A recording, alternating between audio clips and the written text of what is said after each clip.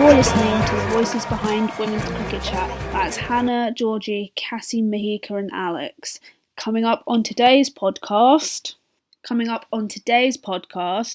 got Salma Bi. Now, Salma has spent the past 15 years devoting her time to making grassroots sports, in particular cricket, a more inclusive place. Salma talks about her experience of growing up South Asian and how perhaps there weren't as many opportunities for people from a similar background to her, and how she wants to make cricket a more fairer sport where everyone has equal opportunities. She also talks about the importance of Azeem Rafiq coming forward and being a whistleblower, and how that could potentially change the landscape of cricket. The first place to start is just simply, how do you get involved in cricket? Just as anyone else would say, you watch cricket on TV, it's around you. I've grown up in a family full of men. I mean, I had 5 brothers and my dad, we played a lot of cricket in the back garden, and I picked it up. I just watched a lot of men play cricket, and I think it's just the likes of Shane Warne really inspired me, how he used to bowl spin. I took it on board and thought, this is something I want to do. I mean, I tried a lot of sports, so I had a really active childhood. So I think when I was at school, I was asked to captain for the team, and it was just there when there was a county coach that recognised me at a derby match and offered me the chance to go and trial for county. But it's just where it all started, where I had no idea that women played cricket, or it was something that you could get yourself into as a profession. So took it all on board. But it was a wake-up call at the same time, because I had a lot of learning to do. I didn't really have any kit. The support wasn't there. You think something that you do as a hobby at home in front of your parents, they will support you. It didn't really happen. When I got into cricket and there was a lot of commitment involved, I had a lot of drawbacks. They would make comments and they would say, well, we can't keep driving you around the country and taking you to your games. How are you going to get paid for this? Is this even a career? Or again, it came back to culture drawbacks as well. Come from an Asian background, they sort of said to me, have you seen any Asian girls playing cricket? I mean, what makes you stand out? Why do you want to do this? And especially when the sport didn't pay itself, and at that time there was enough sponsors for women's cricket, or it wasn't even broadcasted on TV. I get comments from everyone, and my family would say, well, what are other family relatives are going to say? So it was quite difficult at the same time. I had to prove a lot of people wrong. I tried for Warwickshire for a couple of years and I couldn't get in, and that was at the age of probably 18, 19, 20, so I couldn't get into the women's side. Again, the feedback was, well, you need to be a match winner, you need to come along and do something amazing. You're bowling spin, a lot of girls can bowl spin, but you haven't got it into you. And I just used to think, what is it that they need from me? It just didn't click. And I think I realised, I do need to train a lot more. I took on one-to-one coaching. I remember there was a New Zealand coach that was touring in England and he was offering coaching sessions. I wasn't even considering going abroad somewhere, training a bit harder just to improve my cricket. At the same time, while I was trialing, there was a coach that came up to me and he offered me to play for a club. And he said, well, the problem is that you're not playing enough club level cricket and you haven't got any stats to go back on. So if you're not proving that you have been a match winner, you've not taken wickets or made runs, they're not going to really pick you. You can't get into county just like that. So I took on board. I joined the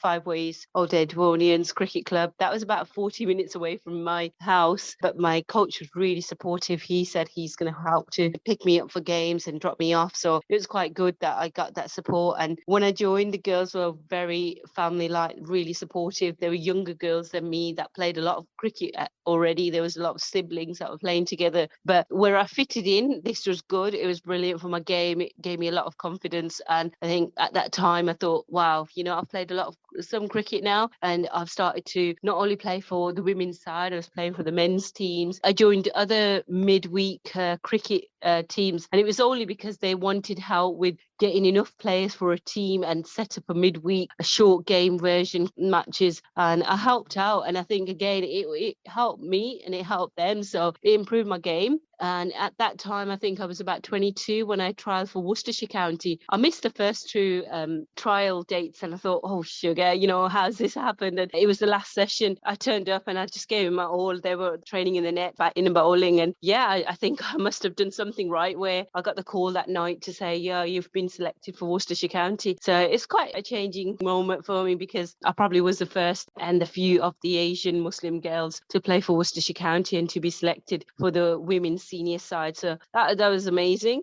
But at the same time, it was a new challenge all over, because when I joined that team, I realized there's about 6 of the girls that were spin bowlers. So you don't get to see many spin bowlers in one team. But in this senior side, there was more spin bowlers than pace bowlers. So when I joined the first season, I wasn't picked for all the games. A lot of the time I was 12th man. Again, if you come from a background where you're not getting enough support, and then you come along and you play in a team and you're not selected for all games, it really dampened, my confidence. And it made me feel like, am I worth anything? I'm just wasting my time playing cricket, and I'm trying to prove it to my parents I'm good enough, but then I'm coming into a game, a whole Sunday is being wasted because I'm being benched. But I just took on the opportunity where I was picked for games, and then I would be around fielding all day, and then when there was a time when they needed a match turning moment, they would turn to me. They would say to me, all right then, Salma, go on, bowl your googlies or bowl your off spin leggies and see what you can do. See if you can take a wicket. And I'll come along and take a couple of wickets, and it's changed the whole game. So I took it on board to think, okay, I'm doing something that's different, and I'm just getting my name on a scorecard. I'm being part of the team. But at the same time, it was a lot to deal with, because I couldn't always fit into the team, because I wasn't always playing alongside the same team every game. I was nominated for the MCC women's side, and that's a members only club, and that's based in London at Lords, and obviously you would know. Yeah, and I think that's where I loved every moment of it, because you would turn up for an MCC match. There's no pressure of playing cricket. You go there, perform, you play alongside ex-England players, you play alongside academy players, and you learn so much. I picked up so much. I would go in there and just perform, and I loved it. And the opposition that you would play against will be either schools, universities, or even the army. And again, it wasn't about just saying, oh, you've got to prove that you're the best, or you got to put on a performance where we're unstoppable. But it was all about the spirit of the game, when everyone enjoyed cricket, and I loved it. And I'm still playing for the MCC. I can't wait this year. My first game will be on the 22nd, and it's for the MCC Women's Day. So I'm excited to play, because it's always special to play at Lords. I've played against Japan, then I've also played against Hong Kong. I've trained alongside the England women's team. So these little things that add up, and they're just like the highlight of your career. So when I look back and I think, wow, yeah, you know what? Even though it was difficult at the start, I was against all odds. I proved a lot of people wrong, and taking it on board, playing a lot of cricket, making a name for myself, it changed the perspective of my family as well. So I think that was the biggest challenge. So here I am today, just trying to set that legacy. I absolutely love that. And I've said that so many times in this podcast, how like the MCC changed my life. So my family and stuff, like, couldn't afford to go on like holidays abroad and that kind of stuff growing up. So my first trip abroad was with the MCC on a tour to Holland. Wow. Okay. And yeah, because with the MCC as well, it's all paid for. So it removes that kind of financial barrier to go on those kind of international tours and stuff. So I managed to go there, and China and Hong Kong. And like I said, like that to me was my first opportunity of, wow, cricket can actually like change your life. It's so true. I mean, I'll play down in Portsmouth, and I still remember the scenery, you're playing at the seafront. So yeah, it does. It gives you so many opportunities to travel the world and see everybody and see different experiences of cricket. So yeah, amazing. And like you mentioned as well, like playing against the likes of Japan and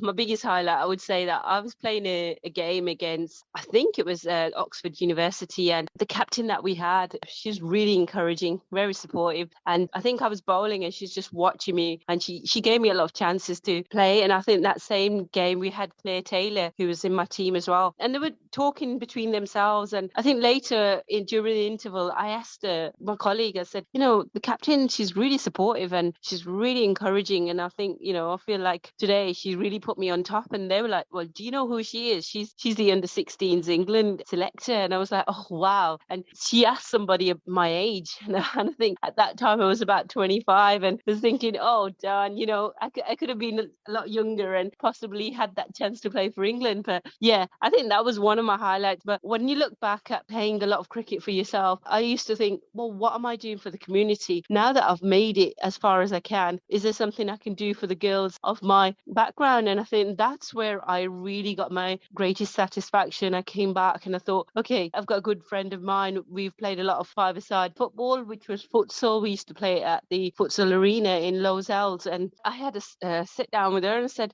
I've heard you've got a community interest company. Let's do something about it. Let's get more girls involved in playing multi-sports. And it wasn't even just to do with cricket. It was just get girls doing something fun, exciting, getting together, meeting new people. And she loved the idea. And she said, Salma, let's do this. Let's host a few events and see how it works. And our first crazy idea was, let's play 10 hours of non-stop five-a-side football. And it worked. When we promoted it, we thought, not many girls are going to sign up. It's just a silly idea. Yes, it's worked in Brazil. They've set a world record and the men have done it, but I don't think the girls would want to do something. Have they got time? And the feedback we got was amazing. I mean, the girls traveled from London, from Wales, from Manchester, and they got together and they brought other girls and competed and said, yeah, we want to get medals for this. We want to set a record. And it was so good that not only 10 hours, we beat our own record of 20 hours. We had a group down in Swindon that try to beat our record by 12 hours, but I think no one's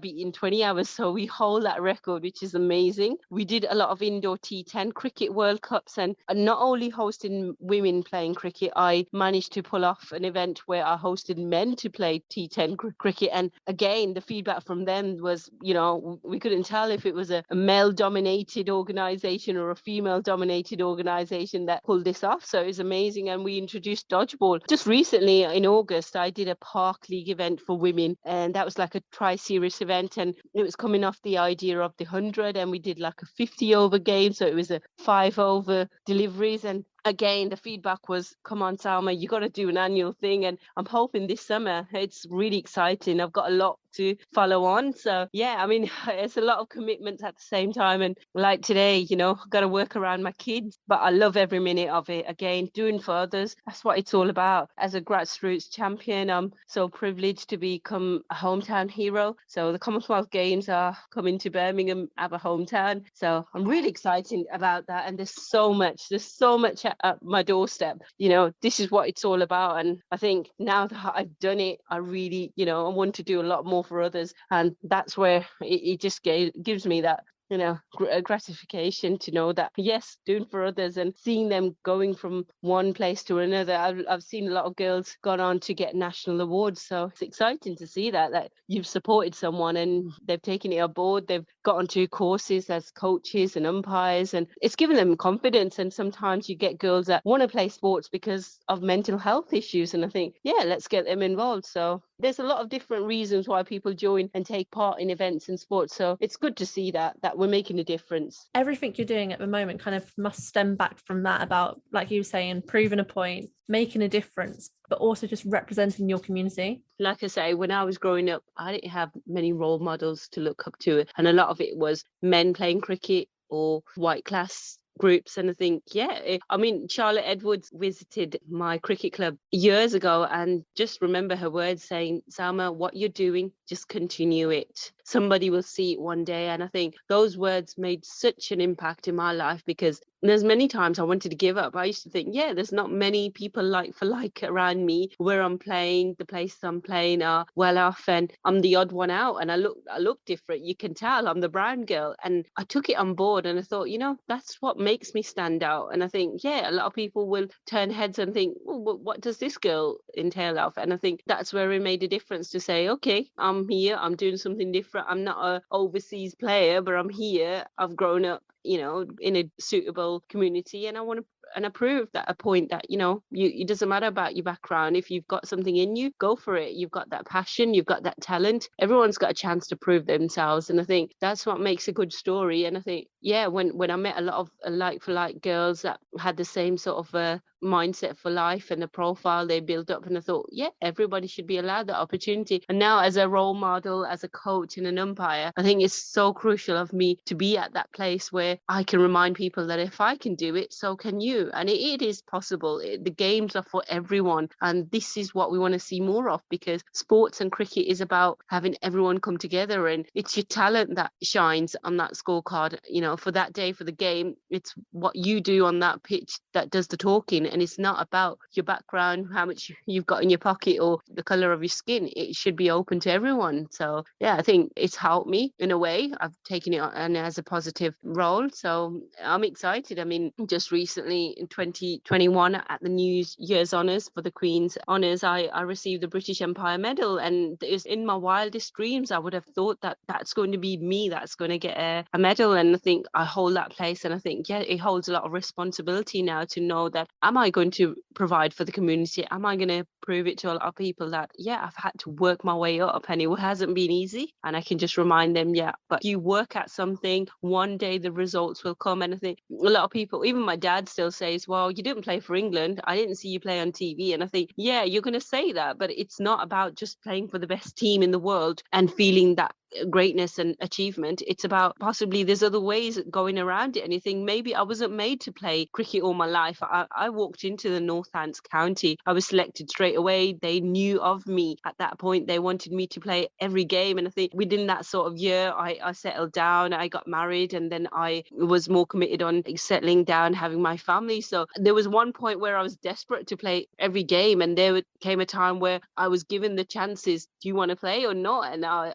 easily move away from it and say, well, I'm not available. But yeah, there's so much of it I can play. And just recently when I played for the MCC and the Australian, some of the girls came from Australia that toured in England, and when we played against them, as much as I loved watching Ashley Gardner hit it all around the park, I was missing my kids. And I'm thinking, wow, it makes you realize actually there's so much that you do in your life, and then you realize your priorities do change, and it's a balance. It doesn't mean that, one thing you've stopped completely. I mean, I haven't given up playing cricket, but at the same time, I wouldn't miss it if I didn't have to play. And I think, yeah, you realize that, yeah, there's something that you were obsessed with at one time. Now it doesn't make a difference as much to say that it doesn't matter if you miss a game, it's fine. Let someone else shine. It's their turn now. So it's all about accepting that you've done your bit in your community, and now let others come forward and prove a point. So it's nice. And I think this is, again, women empowerment. We support each other and encouraging, like yourself, what you're doing for others, and you're giving us this platform to share our stories. And I think this is what we need. We need people like you out there in the community and supporting us. And it's a voice. Again, we can share our story.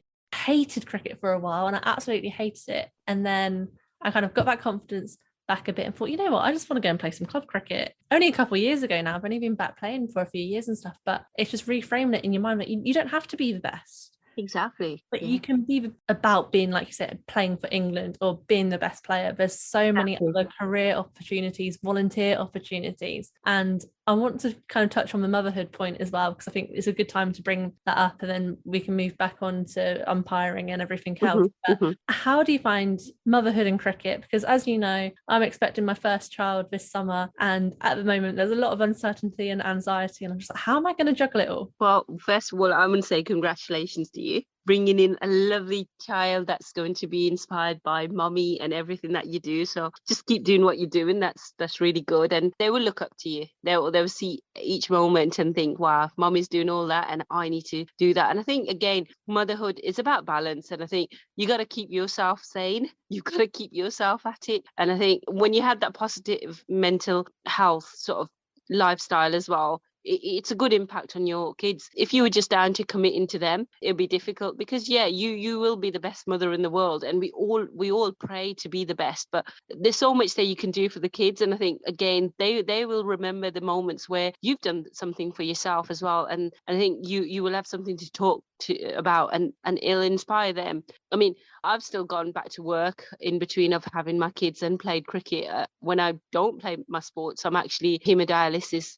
sister, so I have a lot on my plate. And again, I've got a good support from my husband. It's a balance, and we know that it's like him going to the gym every day. And I think if he's going to keep himself fit and he can go about, you need that little break as well from your kids. And I think, yeah, I'm going to, it's my way of socializing, catching up with my friends, playing a bit of cricket, and I'm enjoying it. So you got to keep yourself the way you want to be as well. I think there's a lot you will give up for them. You will sacrifice a lot. I think you realize what's important and what's not. But if you bring that positivity in the house, I think they will love it as well. They will enjoy seeing that, and I think there's so much out there now with this generation of kids that it's so much of screen time. You want to take that away from them as that, but in a good way. You want to get them in the garden. You want to get them active. We got to take out obesity. There's a lot of factors we got to think about. A good diet. So we are role models for them. And I think that's where it all starts. And it starts by them knowing that mommy or daddy are doing something amazing.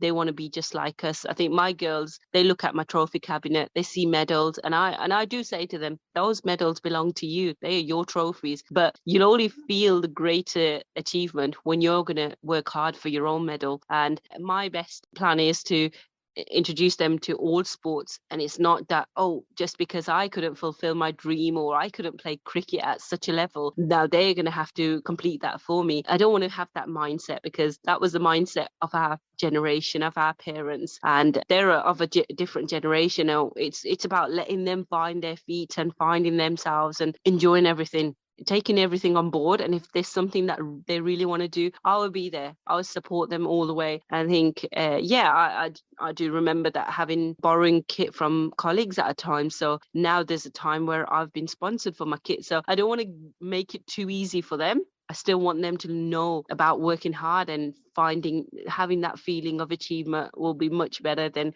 being provided everything on a plate, because we've come from an underprivileged background. So yeah, I just want to keep them to their roots. And I think it's just all about being real to them, and knowing that, it's a challenge when they're going to face their own challenges. There's so much I can protect them with. But when they go out there, they got to see the world for themselves. And I think, let them do it and trust in that. That's the thing as well, because like if your girls do go on to decide they do want to play cricket, and if my little girl, hopefully she'll want to play cricket, but as long as she does some sort of sport, I'll be happy. As long as she's, healthy and active, that's all that matters. But my network now of female cricketers is huge, whereas I didn't have that growing up. And like my mum couldn't be like, oh, here's your auntie such and such, or here's your friend, like here's my friend, she's going to take you down the road and play some cricket. It was only male figures that I had, and luckily for me, my mum was sporty, so that was great. But for my daughter, and hopefully for your daughters, they've got so much more access to these brilliant women who can like chuck a ball at them or kick a ball at them, and it's just a completely different world for them. It's so true. Like you say, that network, we all sort of know somebody now. Even now, when you watch the England team, I'm so proud to see the girls. I think even Amy Jones, she played for Warwickshire. She played for Warmley Cricket Club. And I just love the fact that I see my girls that are now playing for England. At one time, we were playing in the same teams or against each other. Even Danny Wyatt, I always say that I've got her under my belt. I bowled to her and I got her out. So it's nice to see that, we've played against these girls and they've worked hard. They deserve to be playing for England. And I'm so proud to see that these were the girls that we were growing up with and learning a lot of things from.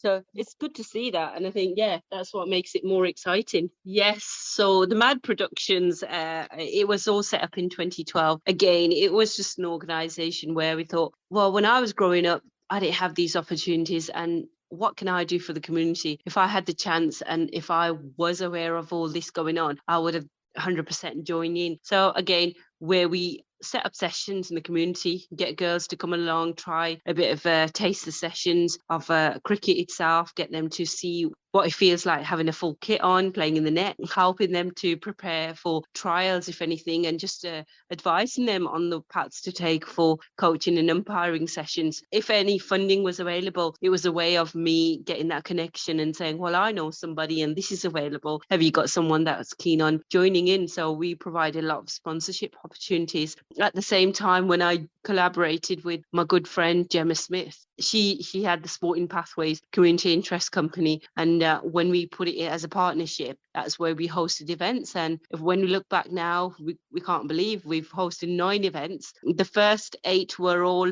self-funded. It was difficult because there wasn't much opportunities out there. We just had that belief that we've got this product, we know it's going to be a success. We're going to pull off a 20-hour futsal event. We're going to pull off the T10 Cricket World Cup or even dodgeball. We know the same girls are going to keep turning up. Even if it makes them travel from a city to a city, they will turn up. And because we were giving them kit on the day, they were having food and drinks, they were going home with a medal, a certificate and photos for a lifetime to talk about. But most of it all was because of the experience. They made friends for life. They had something to talk about, and they were looking forward to the next event again and again. So I think we built a great profile. Now that we've got that support, there's a lot of organizations that want a partnership with us. So yeah, and at the same time, where the disability part of it comes in is when we were hosting these events, because it was all self-funded, we were getting the girls to raise funds for charities, and charities like the ACID Group organization,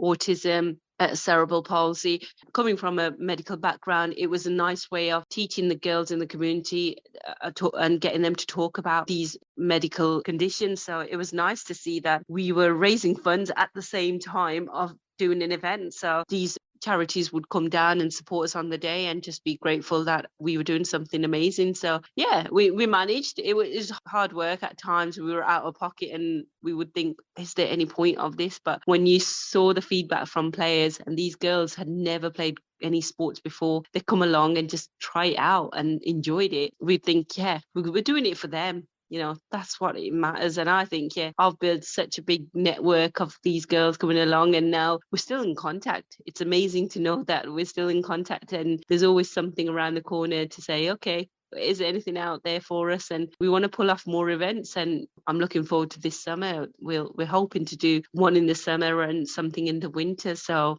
yeah, it's going to be nice. If you're doing something and it's purely just for yourself, it would get very, very lonely. Whereas when you do have that bigger, I guess, why you're doing it, it makes such a difference. And like, oh yes, oh, it's so true. I mean, if I just sat here spoke about myself, I get really boring.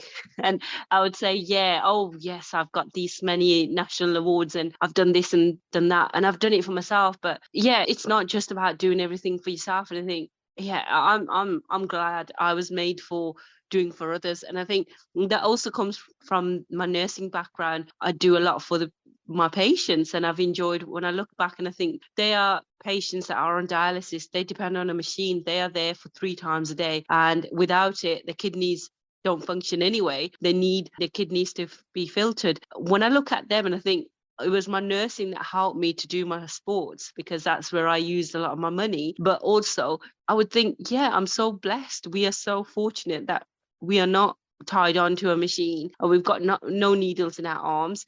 We can do things. We've got the ability, and this is my chance to show a lot of people out there that you're all welcome to take part in something, and there's always something out there for you. We've even had to consider religious values, where girls said, well, make it an indoor session and make sure that we're covered up and there's no men spectators. And we followed everything. We respected everyone, because it's their voice that matters, and we want to provide this for them, and to say, yes, why not? We will be there to support you, and there's no discrimination involved, and why not? It's all about you guys. So yeah, that's what I love about it. and you set up the first all-Asian women's cricket team in the UK. So again, just tell me a little bit about that. Where did the kind of idea come from, and how did it all work? It's the owner of Opening Boundaries, Halima Khan, who's based in Yorkshire. She got in contact with me, and we were good friends just beforehand. She supported me with a lot of smaller projects around cricket, and she told me that, Salma, you know, I want to pull off a cricket event, and can you help me out? And I said, yeah. What is it that you want to do? Do you want to just get a group of girls together? Because every year her target is to play against the forces. So either they play against the army, the navy, and it was all about, okay, let's get a team together. But she said, but this will be the all inspirational Asian women's team. And I said, okay, yeah, that could be possible. It might be hard work to find all the girls that are Asian. She had a few names. I had quite a few names as well. we got in contact with them. We said, look, this is a chance for you guys. You're going to make history. You'll be part of an all-Asian team, and it's about having fun again. It'll be an annual event, and this is what you'll get at the same time. And do you want to be part of it? And some girls said, no, we're not available. And most of them said yes. At one point, it was quite difficult even to get an all-Asian team together. But when we asked them to send us just a bit of background about themselves and what they've done in cricket, in the field of cricket, it was so nice to see that we were really inspired by their stories, and to think, wow, guys, you are representing their Asian background, and no girl was in a way from the same city. So it was nice to see that there was girls from all walks of life. There were different levels of cricketers that came along and took part. So it's so nice. I was captain of the team, and we played against the army. So really enjoyed that. We played in Yorkshire. So yeah, really enjoyed it on that day. We had the likes of Sajid Mahmood come down and do the representation of the medals and trophies. It was good to see that. Again, the feedback was nice. It was good to say that we've pulled it off now, and can we do it every year? So yeah, since then she's been hosting it every year, and I look forward to taking part this year again, but this time not as captain. It's so true. I think a lot of the time when I look back at my time of playing cricket, I started off quite late. So I think when I was at the age of 15, 16 is when I got into club level cricket. And if you want to be playing for England, we want to get these girls when they're at primary school. And this is a great time to nurture them and then have that commitment for them to be involved. Again, I've seen this from experience of county selection. They will want to pick the younger girls to get into the setup rather than the older girls, always because of commitments, probably settling down, having family, having kids. And I think they're career driven, so they might pick up jobs, and that commitment will be more in that direction. So yeah, I think starting off at a younger age, there are some key players. I mean, I support Sonia Adedra, and I think she's an upcoming star, and I'm really a big fan of her, and I think she's amazing. I do believe she's married, and I'm hoping that she will stay there as long enough to be selected for England. I'm proud to see Sophia Dunkley. It's her first Cricket World Cup that she's performing every game, and she's from ethnic background. And yeah, Isha Guha has come a long way. I used to see Isha Guha train at Lord's quite a bit, and we did a lot of projects together. Again, it was talking about Asian girls getting into cricket, so I got to know her really well, and it was always a good feeling when she would recognize me and say, hello Salma, how are you? So it was nice to be acknowledged by such a big star like her. She's done amazing things. Like now as a commentator, she's just breaking ceilings and proving to the world that there's so much opportunities out there for women, and especially of colour. Like you say, again, it's set up. You need that from a very early age, and also it's about getting involved, having that support of your family and culture support. I think it's changing. I'm just hoping that we can get more Asian girls in the setup, and it's very similar for the men's side as well. You've got Moin Ali and Adil Rashid that played for a bit, then you got Ravi Papara that played for a bit. So we've had in and out representation, but there's a lot there in the background. Yeah, again, we need coaches, we need good people out there pushing it forward. But again, if there's opportunities for everyone, regardless of what colour you are, if you're good enough to perform, why not? You're good enough to play for England. Exactly. Yeah. I mean, I've got the Desi women that want to get involved with me, and it's nice to see that they do a little project of young girls and their moms coming along to the sessions. And again, it's educating their parents to knowing that it's safe for you to play. I was the first in my family to get into university, and at that time I didn't even know if my dad was going to allow me to get into uni. I remember applying without anyone's knowledge. When I got my place, I just told them, can you drop me off tomorrow? And I got my independence when I was driving. When I passed my driving, that helped me get to places because it was less stress for my parents, and that commitment that they couldn't give me. I went out there and did it myself. Again, I paid for everything. I don't regret anything. I don't believe that I've wasted anything. I mean, now that I've got my kids, I look back and I think I'm grateful I did a lot of things before I had my kids, because it's not the same. You wear many caps, and I think, you got to see where that balance lies. And yeah, I'm looking forward to the future. I believe there will be a lot more Asian girls coming through the doors and performing and playing. And I just think, I hope, along the ranks, they don't give up, because yeah, you do get put away, you get second best at times, and it's difficult. There's a lot of commitment, or you're not probably socializing with other girls, you're not going out because of religious restrictions, but that should not stop you from playing a high level of cricket. It's true. I used to get these comments even made to me, like my dad used to say, well, make sure you don't get injured. I don't want you having scratches on your face or a black eye, or you're out in the sun and you're just getting tanned, and this ideology of, oh, you're going to become dark and no one will want to get married to you. And it was just, I think they sort of put it in your mind that don't do something out your comfort zone. And I think it's all about challenging yourself. My brother played cricket. He played for the same club as me. At one point, we used to bowl off spinner. At one point, we were compared that much. He left the club and he's now moved to a different club because he couldn't take the fact that we were just as good as each other. But he was treated much in a different way. My dad would not worry about him being out till the evening and coming back late, or how far he would travel, or how much money he spent on his kit and what he would do with it. Whereas I was asked, the minute, the clock went past 7 o'clock in the evening, at a silly time, they start ringing me and asking, when are you coming home? And I could see now, yes, it was for my good as well. They were protecting me and making sure that I'm safe. But at the same time, you worry and you think, then you just can't concentrate. You can't think about your game, and you will never be as open as other girls around you because you've got a lot more at stake. And you think, oh, is this for real then? Are they even supporting me? Yeah, I had a lot of friends that would say to me, Salma, come on, let's go out, watch a movie. And I'll be like, no, but I'm playing cricket. And they would look at me and say, are you so, what do you get out of playing cricket, your sports? And a lot of your family would think, well, you're not getting paid for it, so why are you even playing this sport? And only now, I mean, my younger sisters, I opened doors for them. One of my youngest sisters, she played for Warwickshire under 15s county, and I was really proud to see her play. And then my other younger sister, she's played a lot of football, and she played for the West Brom Albion team. So it was nice to see that she was scouted for them. Again, we've played 11-a-side football as well, and we've enjoyed it. I was a goalkeeper for many years. We did wear shorts, but we had long socks, and we made sure that we didn't give anybody a chance to say, well, what you're doing is wrong or out of order. We still had that limitation to know that, yeah, we do understand where we are coming from and we respect everything. So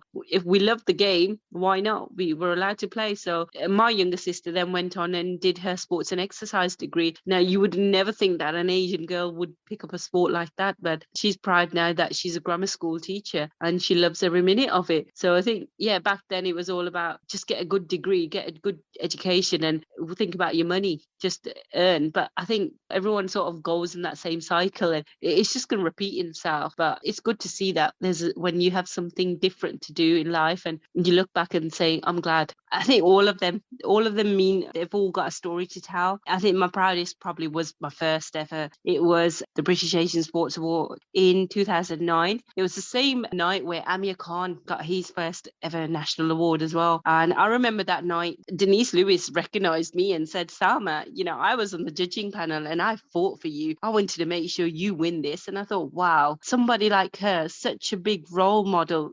iconic moment to say to me that she's actually read my profile and she really wanted me to win tonight. And it was such a good feeling because at that same time, I think that's when I was playing for Worcestershire County and I was so close to giving up cricket altogether. I just thought, no, it's pointless. I'm being pushed behind. I'm not doing anything. I'm letting myself down. I'm dropping catches. I'm getting out for silly runs and I'm not performing anymore. And it was that turning point of my life to know that, wow, this is where you are being recognized. And it's not about doing it for myself. I was doing it for others around me. There were a lot of other girls that needed someone to hold tight, to face these challenges, then to turn around and say, well, she's done it. So there's a chance out there for us. There's a voice for us and it's believable. So I think, yeah, that was my proudest moment. But recently, and I think everything that tops it up now is my British Empire medal. Just before then, I had the British Citizen Awards and that was a good feeling. There were an invitation in London and my son at that time was only 19 days and they asked me to come for the event that evening. And I told them, look, I've just given birth. And I said, they wanted to push my date forward. They said, well, why don't you come in the summer and not in the winter? And I said, don't worry, I'm still happy to bring my baby down. And we were on the London bus and it was a tour around London. I remember holding my son in my arms and thinking, this is what, it doesn't stop you from playing and performing in life. You'll still be recognized for what you're doing for others, regardless of having kids or coming from a different background or having so much drawbacks in life. It makes you stand out. I mean, now just recently, I don't really talk about this as much. I think I'm getting a bit more comfortable about it only because I'm starting to see other people post good things about this. I mean, I've only recently had vitiligo, and that's like a skin condition. So you look like a brown girl, but turning into white, literally. And it's pigmentation. There's nothing I can do about it. There's no cause for it or treatment, but my grandma had it, and then my aunt had it. So there'll be a time where I will sort of have patches on my face, and it does affect me. I think at times I felt depressed and I felt low in mood. I didn't really want to take photos of myself, and I just didn't want to be around a lot of people. And I'm beginning to accept it now, only because I'm thinking, well, if I'm going to shy away from this, if I can't talk about my mental health, and to know that even after winning these awards, you still can be someone that can get kicked in the teeth, and you think, yeah, but I need to get up now. I need to take it in a positive mindset, and I got to do it for my kids, because if they was to have it when they're growing up, I would think that how they might get bullied. I don't go to school anymore. I work, so I can live with that, and I'll have colleagues that won't see any difference. But what about them? And somebody mentioned to me that, look, the next generation are more resilient, and they will have a voice. They will speak up, and they will find their way. And don't worry about them. If you again have a good mindset and set a good example and take everything in a positive mindset, and I think, yeah, even the negatives can turn into positives. And that's my story. I always look back and I think, yeah, there's a lot more negativity involved, but in between of getting these awards, and then that's where it brings it back to knowing that, don't give up, and there's always someone watching you and supporting you, and it's important to be that way. Yeah, thank you so much for sharing that as well, because we do care too much about what other people are going to say and what other people think, when it really doesn't matter. Like, nobody can take away anything that you've achieved so far, regardless of how you look. And that's kind of, it's surface level, isn't it?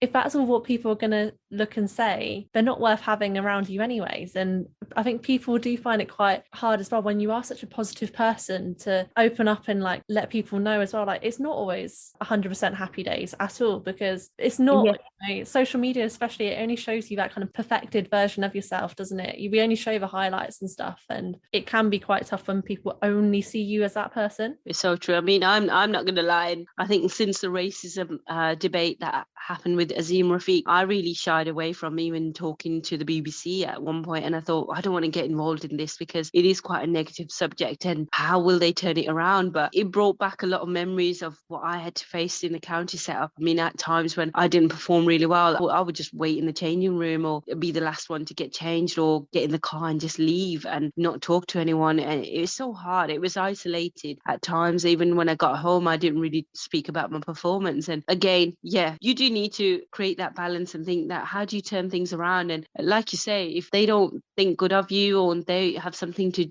talk to about you or judge you in a way because of the way you look and how you feel, then they're not good people to be around you. And when I changed that scene, when I got away from that county setup and got involved into other games and teams, it was so much nicer. And I thought, yeah, I've actually picked up my confidence. I've got a bit more self-esteem, and it helps to know that you just need the right people around you and you'll shine again. So sometimes it's not about a list of having these awards under your belt and thinking, wow, what are they? They are trophies that'll sit on a shelf, but they will only mean something if you know that you've worked hard for them and you've changed something around, you've changed the mindset of other people around you. I would do anything to say that, yeah, it's not about having this title of achievement. It's given me a platform. It's given me a chance to now talk about my story. But I wish without all of this, because I still see a lot of people make a bigger impact using social media as a tool. But yeah, I think we're a voice for those out there that don't really talk a lot about themselves, or shy away, or second best themselves, or think twice about getting involved in something. And I want to make it as easy as possible for them to know that, look, there's always something out there for everyone. There's doors open for everyone, and we've got to accept everyone regardless of their disability or color or race. So we want to be open to everyone. And I think, it does help now, that fact that I can talk about myself a bit more at a better level. It helps a lot of people come through. And the very first time when I mentioned vitiligo, I had an organizer from the Commonwealth teams get in contact with me, and she said, Salma, I've got vitiligo, and I'm so excited that you mentioned it, because I love the fact to know that when someone else talks about it, it makes me happy. And I was like, wow, I was scared to even post it, and there he is, someone that really applauding the fact that I mentioned it. So you think, you just don't know how people are going to react to things. There's sometimes a lot of negativity comments as well out there that people do mention, or there's even men that will give you stick and say, well, I can hit you the park for 6, or who watches women's cricket anyway? There's hardly anyone sitting in the ground. But you got to do the talking with your game, or you got to let them speak their mind, because that's quite narrowed. But there's a lot going on in the world now. And let's talk about the Cricket World Cup. I mean, I watched South Africa play against India, and India, I love the team, the fact that they've got such great personalities. But South Africa, such an amazing team, and within the last 3 years they've just gone strength to strength. And this World Cup, all of a sudden, for the semi-finals, has just got more exciting. It's just going to be so much fun to watch for the next couple of days. I'm just tuned in. I'm so glad I'm on maternity leave, because I'm not moving, I'm watching the games. It's so much fun now. Just reflecting on that Azeem Rafiq moment as well, in terms of hopefully how the conversation will now change and more awareness is going to be raised, and actions. We want to see actions. We don't want to just see talk. We want to see actions. But a part of that discussion, what was missing was women's voices. There's been so much focus on the men's game and a lack of note about women's games. So obviously a lot of it goes on behind the scenes as well, a lot of misogyny and sexist comments, but also paired with being from a South Asian background, it's a double whammy, isn't it? I mean, I know his younger sister, Amna Rafiq, and she's been a keynote speaker recently. So it's good to see that, because I've known her on a personal level as much as I did. But a lot of it was, again, she said, when I was playing for the county level, I felt I wasn't included in the games, or nobody would speak to me. And she gave up playing cricket altogether. So you think, it's a shame that does happen. And even in this day and age, and it was even when I read up on Azeem's story, and I thought, wow, he's just spoken to the coach about losing his child, and for someone not to even have that support, and it was such a traumatic time for him. It's just hard. I wish that on no one, because we are all human and we do have a life as well behind the scenes, and you got to accept how it affects your game altogether. And you can see that this was someone that was in the England setup. He was captain of the under-16 side, and now he's barely playing cricket. And it's just sad to know that it's at the same time he's thinking about relocating, just so he can have a better life because of everything that he's done. But if he had not spoken up, then it probably wouldn't have been easier for the likes of me or anyone else to speak up. So I'm so glad that he did all that for us, so something can be set in stone and that change can come forward. Because since then, the ECB have got in contact and did surveys and asked us about changes and what they would like to see in the setup. So it's good. It's definitely, sometimes it just takes that one person and then everyone else will follow. And for that one person, it's a million voices. And I look at it and in that sense of my own life as well. And I'm glad that I did what I did, now that it's easier for the rest of the generation to follow people of my colour. So it's nice. I mean, you don't go into a game where you think, I'm going to do it for others, or I've got to think, I'm an Asian girl and now it's my job to do something for them. You do it in a sense for yourself anyway. The rest sort of falls into place. And I'm glad that it's inspired other people around me. And I'm just, hoping that we will see more Asian girls or girls of colour playing in the better setups. And now that we've got franchise cricket, even the 100, it's good to see that girls that we probably won't carry on to go on to play for England, we get to still see them perform at stadiums. And young girls like my daughters and school kids are going along to watch these games, and these girls are becoming a household name. So there's still a lot of opportunities out there, and it's going to be a good show.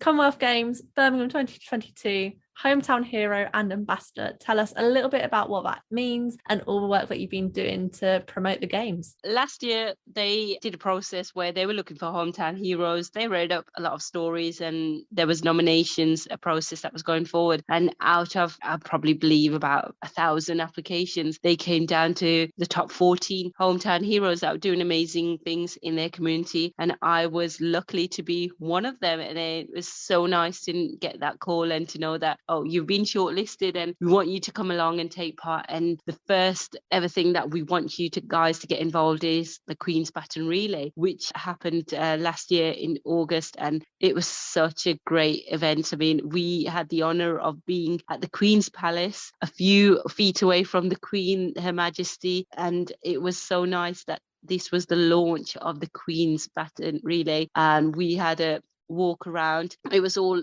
live on BBC News that day. It gave us a platform again to share our stories, to inspire a lot of people around us. As hometown heroes, we are encouraging a lot of kids and the people of Birmingham and the country to come get involved in the games, either to take up some coaching sessions or get into the job roles that they're offering. Just look forward to the games itself and celebrate having a community. As an ambassador, just recently, we've done the baton bearers nomination process has opened, and we have asked everyone to sort of find someone that makes a difference every day, has a story, faces up to challenges, and is someone that's inspiring in the community. And this again was from all over the country, that they could have been nominated or someone nominate them. And it was nice to see that we've read up stories of recent, and it's going through a selection process of the baton bearers when the baton does come back to the UK itself. At the moment, it's traveling all over the world, and it's so nice to know that so many countries have held on to it and celebrated the moment. And when it does come back to England, we will see such amazing individuals that will be able to have baton bear. Perfect. Well, that's a really nice place to wrap up. Okay. There's just so much to talk about, and I didn't want to stop at any point either. No, that's fine. That's fine. I'm glad we spoke about it, and it's nice again to catch up. And yeah, my little two are sleeping anyway, so you can carry on if you want. But yeah, that's everything in a nutshell, I guess. Yeah, thank you so much for sparing time chatting to me, because I feel like a lot of people are going to be inspired by this conversation. I hope so. That's what it's all about sometimes. Just someone to say, well, we heard about this, and since this day, we want to do something now and we can do it. So why not? Doors are open for everyone and anyone. So yeah, that's what it's all about. So thank you so much for having me today. It was a pleasure. Massive thank you to Salma for coming on and being a guest on the podcast. She said some really insightful things, some really interesting things, and we're really proud of the work that she's done. And we hope she continues to be that trailblazer and that role model for South Asian girls. And to all our listeners, if you want to keep up to date with everything that we're doing, you can follow us on Twitter at WCricketChat, on Instagram at Women's Cricket Chat, and if you want to give us a like on Facebook, we are Women's Cricket Chat. If you'd like to give our personal Twitters a follow, then it's at HannahT1194, at GeorgieHeath27, at Cassie Coombs98, at Mihika Varshni, and I'm at Alex Jane Pereira. This has been Women's Cricket Chat. Tune in next time.